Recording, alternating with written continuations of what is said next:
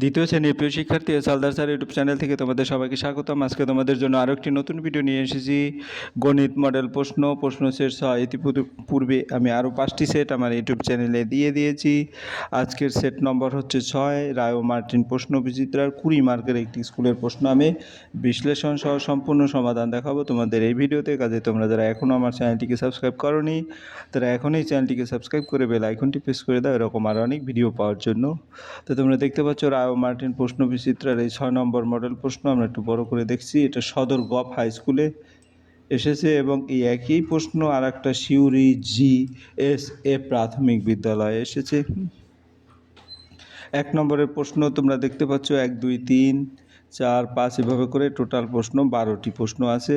আমি এক এক করে সমস্ত প্রশ্নের উত্তরে দেখিয়ে দিচ্ছি। 1 নম্বরের প্রশ্ন, ছবি দেখে বুঝে লিখো। যেমন এখানে আসলে চোখ আছে, কয়টা ফেজ যেটা আর কি বলবো, তাহলে এখানে 3টা ফেজ আছে, এখানে তোমরা 3 লিখে দেবে। আর এখানে 4টা ফেজ আছে, এখানে 4 লিখে দেবে। আর এখানে 3টা ফেজ আছে, 3 লিখে দেবে। তো 4 আর 3 7, অর্থাৎ এখানে 3 লিখবে, এখানে 4 লিখবে, এখানে 3 লিখবে। তো টোটাল যদি যোগ করি তাহলে 4, 3, 7 আর 3 10, অর্থাৎ এখানে তোমরা 10 লিখে দিলে উত্তর হয়ে যাবে। হ্যাঁ, তা আমরা উত্তরটা দেখি।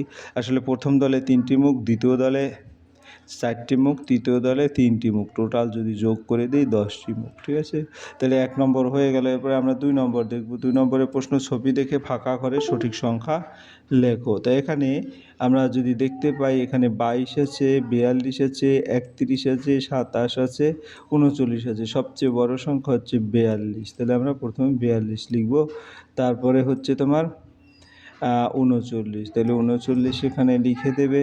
তারপরে 39-এর পরে আছে তোমার হলো 31, 31 এখানে লিখে দেবে।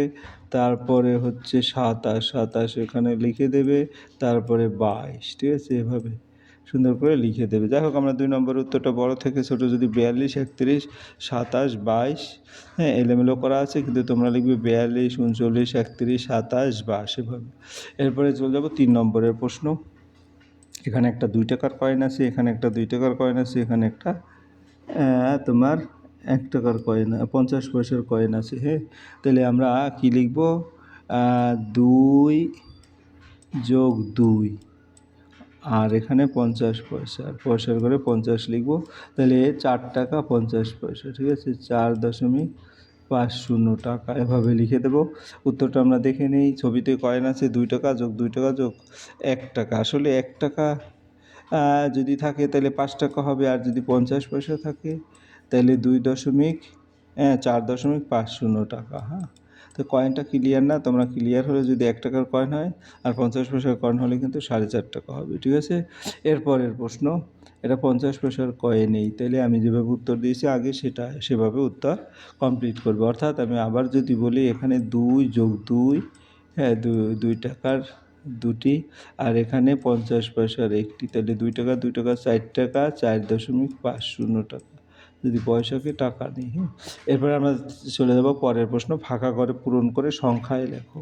হ্যাঁ, তাই ফাঁকা ঘর মানে কি? 30-এর সাথে 0 যোগ করলে 30ই থাকলো। ঠিক আছে, এটা কিন্তু আবার বাংলায়ও লিখতে হবে 30। ঠিক আছে, যেটা লিখে দিছে 30-এর সাথে 1 যোগ করলে 31 হয়, তোমরা কিন্তু বাংলায়ও 31, ক তোরা ফলায় রশ্মি 31, এভাবে 32, 31।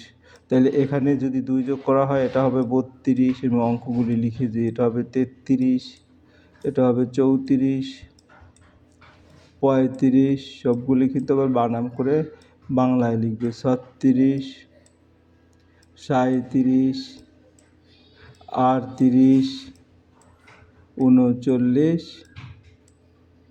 এরকম তোমরা লিখে দেবে, এবং বাংলাতেও কিন্তু লিখে দেবে। যাই হোক, এখন যদি আমরা দেখি এটা 30 যোগ 0 30, 30 যোগ 1 31, 30 যোগ 2 32, 30 যোগ 3 33, 30 যোগ 4 34, 30 যোগ 5 35, 30 যোগ 6 36, 30 যোগ 7 37, 30 যোগ 8 এবং 30 যোগ 9 39, অর্থাৎ প্রতিটাই তোমরা আবার বাংলায় লিখে দেবে। এরপরে আমরা চলে যাব 5 নম্বরে। ক্ষুদ্রতম সংখ্যাটি হলো 12, 10, 9। আসলে 9টাই হচ্ছে ক্ষুদ্রতম সংখ্যা, তাহলে আমার এখানে 9 উত্তর হবে। তারপরে 6 থেকে 2 গেলে কত থাকে? 4 থাকে, এটা হবে উত্তর। 1 জোড়া সমান কয়টি? 1 জোড়া সমান 2টি। তারপর 15 সংখ্যাটিতে 1-এর স্থানীয় মান কত? 1-এর স্থানীয় মান হচ্ছে 10। এখন আমরা 6 নম্বরের প্রশ্ন আগের ও পরের সংখ্যা, তাই উত্তরটা আমরা একটু দেখে আসি। ক্ষুদ্রতম সংখ্যা 9, 6 থেকে 2 গেলে 4, 1 জোড়া মানে 2টি, পূর্ণাংশ সংখ্যার 1-এর স্থানীয় মান বা 10, ঠিক?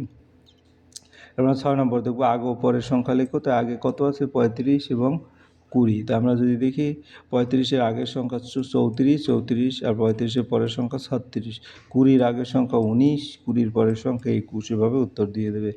পরের প্রশ্ন হচ্ছে যোগফল নির্ণয় করো। 7 নম্বরে দুটো অঙ্ক আছে। যোগফল 41-এর সাথে 5, 5 আর 1 6, হ্যাঁ, আর 4 46 আসবে। আর এখানে 6 থেকে 5 গেল 1, বিয়োগ করলে 1, আর এখানে 2 থাকলো, ঠিক আছে? আমরা উত্তরটা দেখে আসি। 41 আর 5 46, আর বিয়োগফল যদি দেখি 26 থেকে 5 গেলে 21 থাকলো, ঠিক আছে?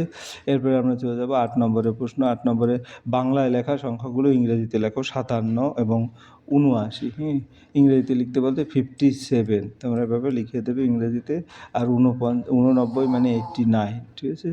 এরপর আমরা চলে যাবো পরের প্রশ্ন। পরের প্রশ্ন কি হচ্ছে? ফাঁকা ঘরে বড় চিহ্ন অথবা ছোট চিহ্ন বসাও। তো এখানে আমরা যদি দেখি 97, 86, অর্থাৎ এরকম বড় চিহ্ন এদিকে হবে, আর এটা 79 আর 12, তাহলে এটা ছোট চিহ্ন এদিকে হবে। আমরা যদি দেখি, তাহলে এখানে এটা ভুল হয়েছে, অর্থাৎ 97 বড় এদিকে হবে এবং 79 এদিকে হবে, ঠিক আছে? এরপরে আমরা চলে যাব পরের প্রশ্ন। সংখ্যাগুলো দেখে বানান করে লেখো। এটা 25 আছে, এটা 40 আছে, তাহলে 25 বানানটা এভাবে আর 40 বানানটা এভাবে, ঠিক আছে? এরপরে চলে যাব পরের প্রশ্ন। পরের প্রশ্ন হচ্ছে যোগ করো 9 আর 16-র 6, এখানে ধার করা যোগ বা হাতে থাকা যোগ, আর 6 আর 1 7, 7 আর 1 8, ঠিক আছে? 86 হবে যোগফল। আমরা একটু দেখে 86। এরপরে আমরা চলে যাব পরের প্রশ্ন। পরের প্রশ্ন হচ্ছে 12 নম্বরের প্রশ্ন। উৎসবে ছোটরা রঙিন টুপি পরবে। একটি দোকানে 15টি নীল টুপি এবং 12টি লাল টুপি, তাহলে 15টি হচ্ছে নীল টুপি আর 12টি হচ্ছে লাল টুপি, ঠিক আছে? তাহলে 5 আর 2 7, আর 1 আর 1 2, অর্থাৎ 27টি। দোকানে মোট 27টি টুপি আছে, অর্থাৎ এখানে আমাদের 27টি হবে। আমরা একটু ভালো করে যদি অঙ্কটা দেখি, নীল টুপি 15টি, লাল টুপি 12টি, মোট টুপি 15 যোগ 12 27টি, অর্থাৎ দোকানে মোট 27টি টুপি আছে। এভাবে তোমরা উত্তর কিন্তু সুন্দরভাবে দিয়ে দেবে। আশা করি ভিডিওটি মনোযোগ সহকারে দেখলে তোমরা পূর্ণাঙ্গ প্রশ্ন বুঝতে পারবে, আর এইভাবেই একাধিক প্রশ্ন সলভ করলেই, হ্যাঁ, তোমরা একটু ভালো প্রস্তুতি নিয়ে যেতে পারবে। পরিশেষে বলবো, ভিডিওটি দেখার জন্য অসংখ্য ধন্যবাদ। ভিডিওটি ভালো লাগলে লাইক, কমেন্ট, শেয়ার করতে ভুলবে না। আজ এই পর্যন্তই। ধন্যবাদ সবাইকে।